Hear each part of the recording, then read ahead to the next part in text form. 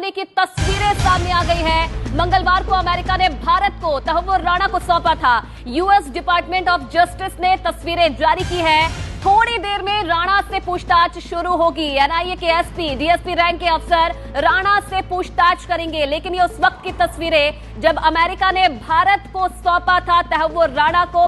बिल्कुल उम्मीदें अभी भी है, भले ही बड़ा लंबा समय हो गया है। ओसामा सुहेल भी हमारे साथ जुड़े हुए हैं, सुप्रीम कोर्ट के वकील हैं।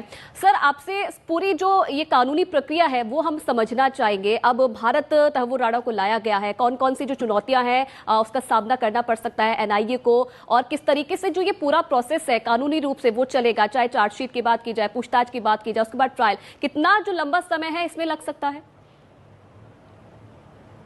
हमारे कोर्ट सिस्टम में ये बता पाना कि कितना समय लगेगा ये थोड़ा संभव नहीं होता है।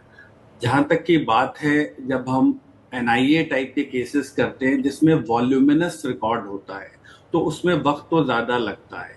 इस केस में जो महत्वपूर्ण बात है कि एक तो सबसे पहले मुझे सरकार को इस समय वाली या पिछली वाली जिसने ये प्रयत्न करके इतना बड़ा इसमें हेडवे हासिल करा है और इस तरीके की कामयाबी हासिल करी है, इससे हमारे जो इन्वेस्टिगेशन एजेंसी है और हमारे देश का पूरा मान जो बढ़ा है वो बहुत जरूरी है। अब आते हैं केस के बेसिक मुद्दे पे। केस में आज इनको राणा को लाया गया है। अब 14 दिन तक की इनकी अलग अलग टाइम पे या एक समय में इनकी हिरासत ली जाएगी, जिसमें इनसे सारी तरीके की पूछताछ करी जाएगी।